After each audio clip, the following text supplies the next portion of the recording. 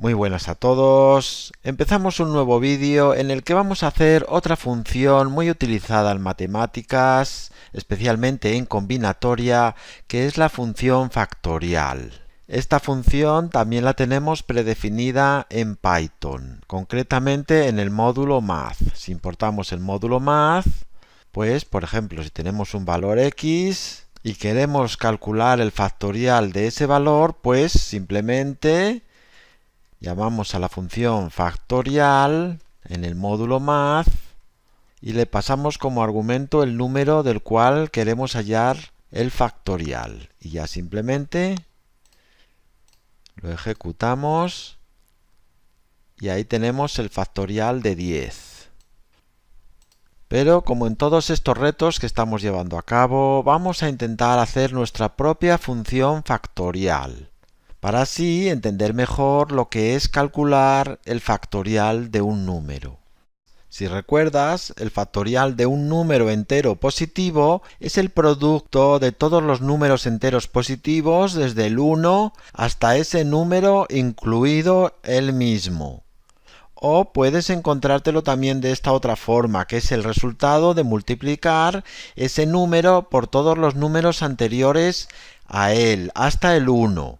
De una forma o de otra es lo mismo. Es el producto de multiplicar todos los números entre 1 y ese número. Bueno, pues sabiendo ya cómo se calcula el factorial de un número, pues podemos llevar a cabo nuestra propia función factorial.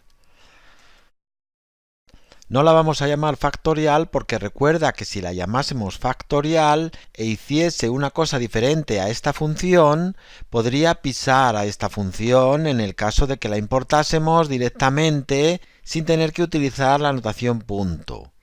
Vamos a llamarla, por ejemplo, mi factorial, que va a tomar un parámetro. Bueno, pues, ¿cómo podemos llevar a cabo esta función? Es sencillo, ¿no? Pues simplemente tenemos que partir de una variable donde vamos a ir guardando el producto que vamos a ir obteniendo. Por ejemplo, f va a ser igual a 1. No a 0, porque si pusiésemos 0, cualquier multiplicación sería 0. Por lo tanto, partimos de 1, para que las multiplicaciones no den lugar a 0. Bueno, pues ya simplemente for i in range. Vamos a poner del 1 hasta el número del cual queremos hallar el factorial más 1, porque recuerda que el range siempre va hasta un número menos del argumento que le pasamos. Bueno, pues ya simplemente f va a ser igual a f por i. Es decir, que en la variable f vamos a ir guardando el producto que se va a ir generando de multiplicar 1 por i. E i va a ir tomando los valores de 1 hasta n. Es decir, que si n es 10, pues va a ir multiplicando de 1 a 10. Y se va a guardar en la variable f. Y ya devolvería f y tendríamos hecha la función. Era sencillo, ¿no? También lo podíamos haber hecho, por ejemplo, empezando desde el número hacia abajo. For i in range n, f va a ser igual al producto de sí mismo por n menos i. Es decir, que va a empezar por n menos 0, porque este range va a ir desde el 0 hasta el n menos 1. Pues va a empezar por n menos 0, que va a ser n, y luego n menos 1, n menos 2, n menos 3, hasta n menos 1, que va a ser 1. Con lo cual conseguiríamos lo mismo que de esta forma. Y ya simplemente devolvería f. De cualquiera de las dos formas podríamos haber llevado a cabo la función factorial. Bueno, pues vamos a probarlas. Mi factorial de x y mi factorial 2 de x. Vamos a comprobar que nos da el mismo resultado en los tres casos. Ahí lo tenemos. El mismo resultado. Si hubiésemos puesto, por ejemplo, el factorial de 0. ¿Cuál es el factorial de 0?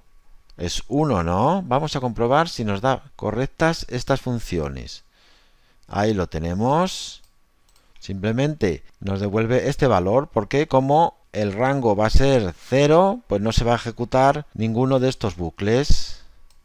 Y en esta, pues evidentemente nos da el resultado correcto. Vamos a probar otro valor, por ejemplo, 1200.